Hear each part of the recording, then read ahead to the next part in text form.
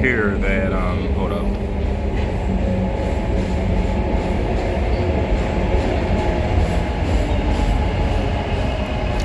Alright, so no, I didn't get bitten by a spider. I don't have the ability to walk on walls when you look at my hands. But I'm tired as SHIT. Been working to the bone today. And I'll explain what happened. So first of all, I have to, I just sent a message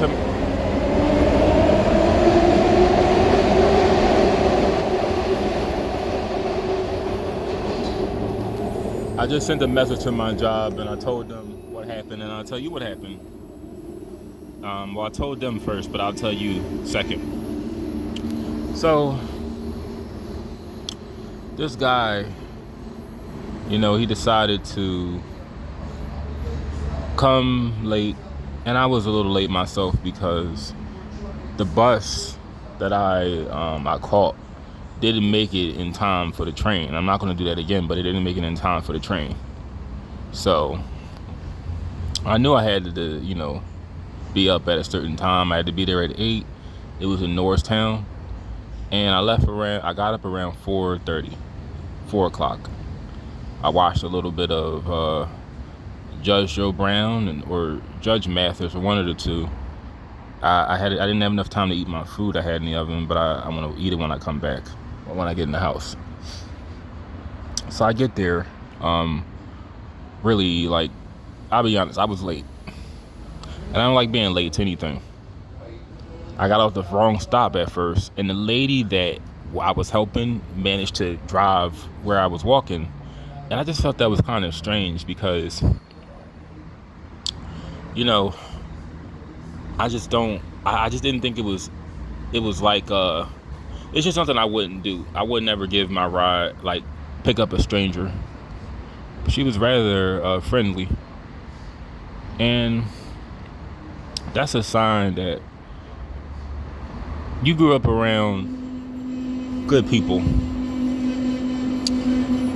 Me, not so much. Let me get on this damn train. I'm gonna keep on talking. Follow me. I don't want to break this up into a bunch of parts. But I had a long ass day. Look at my hands. I cut myself on a air conditioner. Yeah, like a sharp part. All right. So it's like everybody has phones now. So I cut myself on I don't know what the hell that is, but I'll still sit down. So I cut myself on a sharp part of the AC. So this is what happened. I got there, and then I got a call from the guy. When I told him I was gonna be late, he said, I'm gonna be late too. I got a flat tire. So he came, and he was standing outside for like 10 minutes because I wasn't really checking my phone because I was like, he's not here. So when he does come, hopefully, I can, relax a little bit. So I finally checked my phone, and then he's outside. Like, I look at it, and it's like, hey, where's the location? I don't know where it's at. Like, he didn't, I guess he couldn't get access to the storage unit. I look outside. I'm on the phone with him, like, trying to see where he is, and I'm all like, hey, do you have dreads? He was like, yeah. And then he looked at me, and then I opened the door for him. He stayed for like 30 minutes, and then he just bailed out on me and the lady. I was expecting that to happen because this is a very unprofessional ass company. Even though I'm gonna let them know one more time before I go to bed what happened, and the lady is gonna vouch for me, I really believe when I make a call to like the CEO or headquarters, it's probably some nigga in his drawers, eating ice cream and watching The Young and the Restless. I don't really think it's like I don't even think, and I'm an independent contractor with this company, but I don't really think it's like a real legitimate company where it's like a guy in a suit and tie. No, it's some dude in his drawers in like his mom's basement, and this is like his little job. I mean, it's a good company, but it's like it's bullshit too. Because the people they hire, or the people they have, work for them. Because you don't really work for them; you represent yourself when you're an independent contractor. But he left, and I had to do all the work myself. All the heavy stuff I had to convey outside on this little this little scooter, this little flatbed.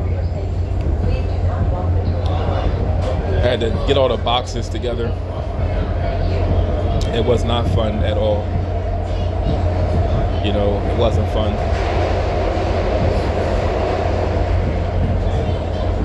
She had a lot of stuff, but it was all part of the job. Now I ain't gonna tell you too much, but I ain't gonna lie. I'm just gonna keep it real. And I know I change so much with the stuff I say. But after yesterday, I'm just gonna keep it real. After yesterday, I was having a little black fatigue, because see, I was really bad at holding down jobs in my early 20s, but I never not worked. I never would not do my job when I was working. I think it was about maybe 3 years after working. No. 2017. That's when I began taking jobs more serious. When my mother was out of work and I was sort of holding shit down. But the people they hire, man, you can tell what they're there for. And it's like, I'm just gonna keep it real. It is no guidance in the black community at all. That I was sort of telling her this. And I'm just gonna keep it real. It was a white woman that I was working for. And I was just telling her a little bit of my story. I told her, I wasn't getting into no racial confrontations, but I was using, a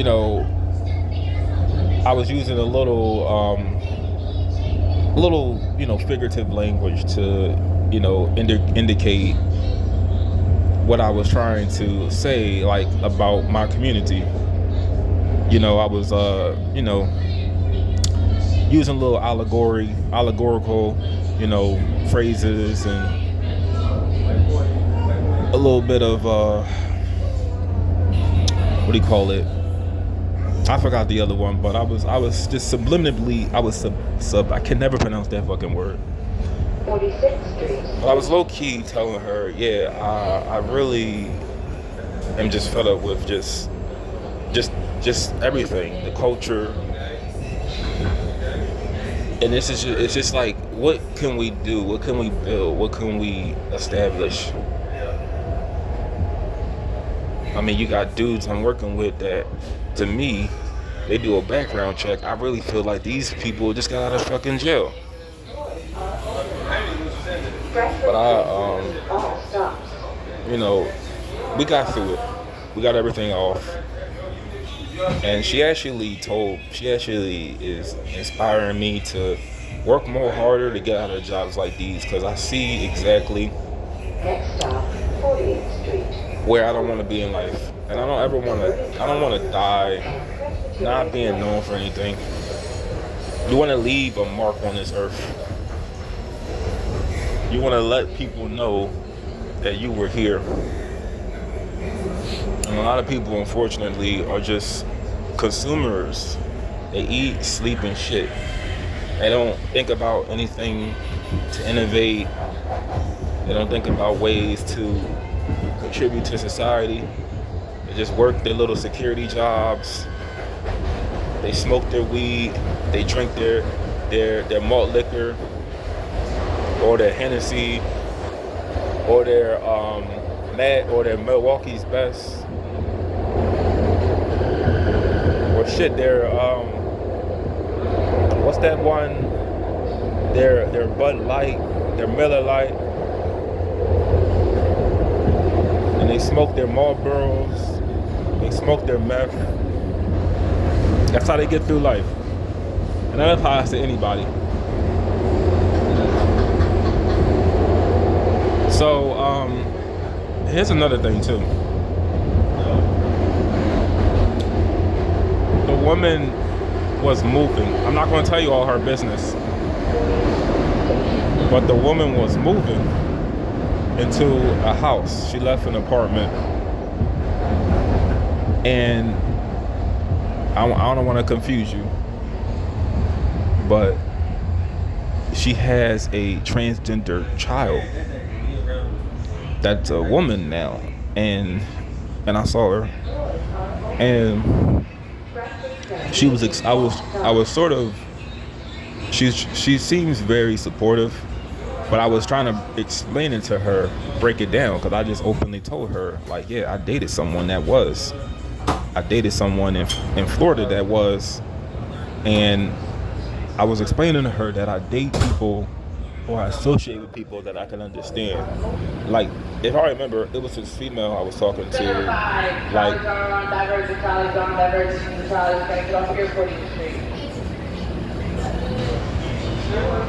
wait, what she just say?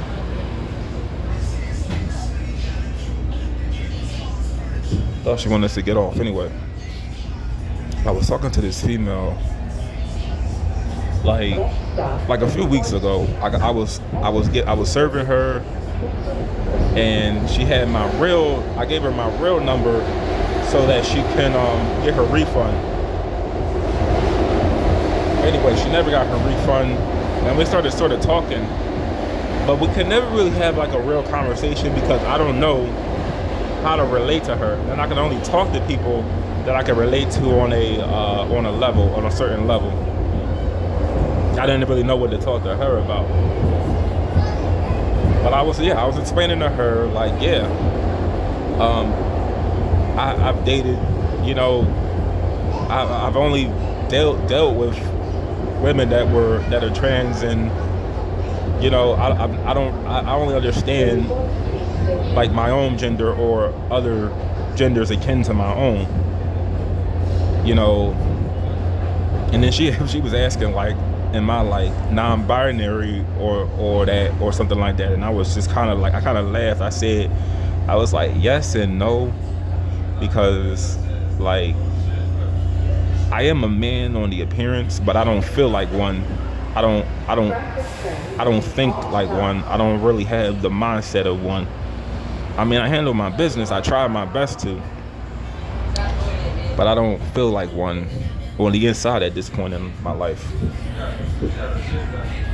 And I feel like I gave her some good advice. Like I feel like I explained to her that it's not a mental illness, but it's a lot of this stuff today is associated with people that are, cognitively different, or it's not necessarily mental illness, but really when we talk about cognitive differences, a lot of us are only comfortable with our own gender. I explained that to her.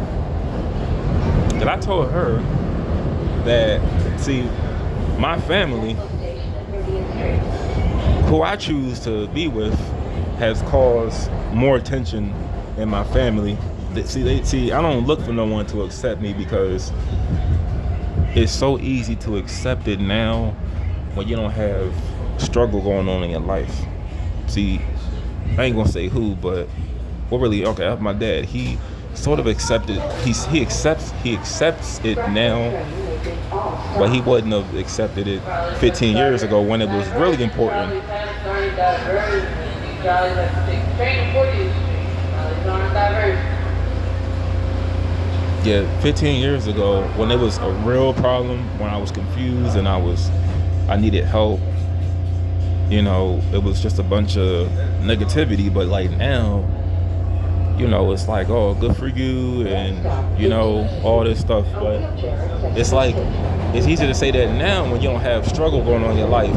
And when I'm at the point where I'm older, I'm comfortable with myself,